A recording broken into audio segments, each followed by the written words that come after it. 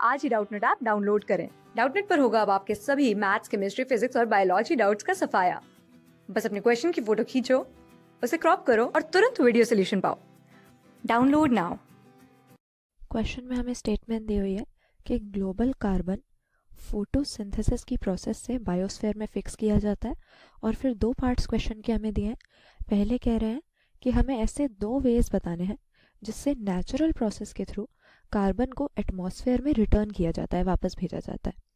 अब ये तो हम जानते ही हैं कि लिविंग ऑर्गेनिजम्स को ग्रो करने के लिए, अपनी बॉडी प्रोसेसेस को चलाने के लिए और रिप्रोड्यूस करने के लिए न्यूट्रिएंट्स की ज़रूरत होती है। और ये न्यूट्रिएंट्स अगर हम अपने पूरे बायोस्फीयर की बात करते हैं तो इसमें से कभी भी लॉस्ट नहीं होते।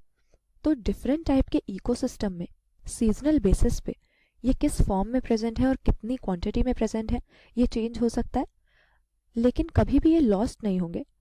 टाइम एंड अगेन हम कह सकते हैं कि इनडेफिनेटली कार्बन जैसे न्यूट्रिएंट्स को रिसाइकल किया जाता है हमारे बायोस्फीयर में, और इसी को हम न्यूट्रिएंट साइकिल या बायोजियोकेमिकल साइकिल का नाम दे सकते हैं। अब दो तरह की मेनली हमारे पास न्यूट्रिएंट साइकिल होती हैं।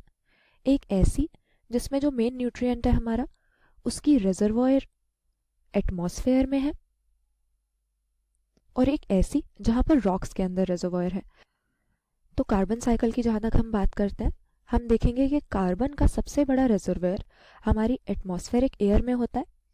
इसीलिए इसको हम एक गैशियस टाइप की न्यूट्रिएंट साइकिल कह सकते हैं, और कहा जा सकता है कि हमारे बायोस्फीयर के थ्रू ओशंस, एटमॉस्फेयर और लिविंग ऑर्गेनिजम्स में से होता हुआ ये कार्बन इकोसिस्टम के डिफरेंट कंपोनेंट्स के थ्रू साइकिल किया जाता है।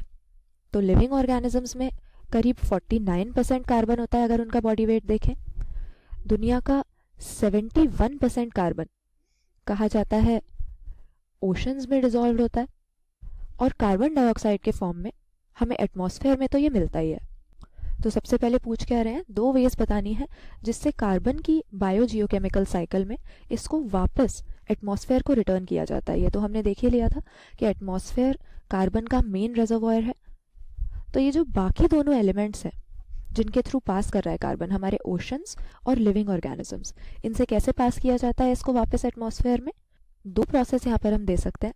एक हो जाती है हमारी रेस्पिरेशन की प्रोसेस, जिसमें प्लांट्स, एनिमल्स, सभी तरह के लिविंग ऑर्गेनिजम्स अपने रेस्पिरेशन में कार्बन डाइऑक्साइड को as a by product release कर रहे हैं और इसको एटमॉस्फेयर में छोड़ रहे हैं। और दूसरी चीज हम कह सकते हैं कि डीकम्पोजर्स की जो एक्टिविटी है, जिसमें ये डेड ऑर्गेनिक मैटर को प्रोसेस करते हैं, उससे भी कार्बन डाइऑक्साइड एटमॉस्फेयर में रिलीज होता है। तो कौन से दो वेज यहाँ पर हम लिस्ट कर सकते हैं, एक तो हमारा रेस्पिरेशन, रेस्पिरेटरी रिलीज कार्बन का, और दूसरा डीकम्पोजर्स की एक्टिविटी से dead and decaying organic material में से कार्बन का वापस एटमॉस्फेयर में आना।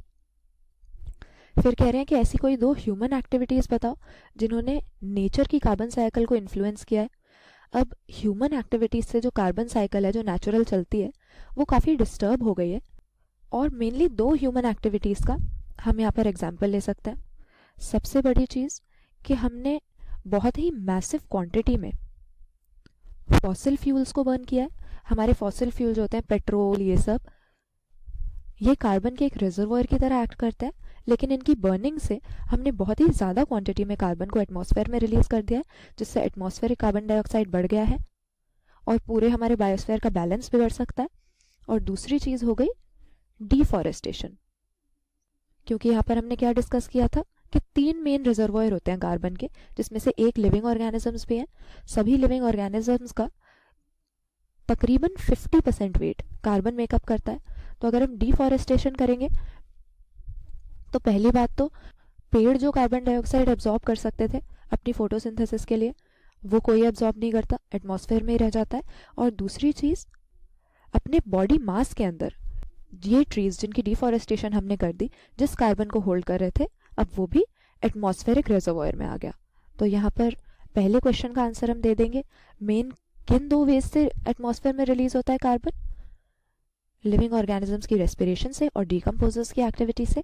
और कौन सी ह्यूमन एक्टिविटीज कार्बन साइकिल को इन्फ्लुएंस कर रही हैं या डिस्टर्ब कर रही हैं? फॉसिल फ्यूल्स को बर्न करना और डिफॉरेस्टेशन करना। क्लास 6 से 12 से लेके नीट, IIT, JEE मेंस और एडवांस के लेवल तक 10 मिलियन से ज्यादा स्टूडेंट्स का भरोसा। आज ही डाउनलोड करें डाउटनेट ऐप या व्हाट्सएप कीजिए अपने डाउट्स 8400 400 400 पर।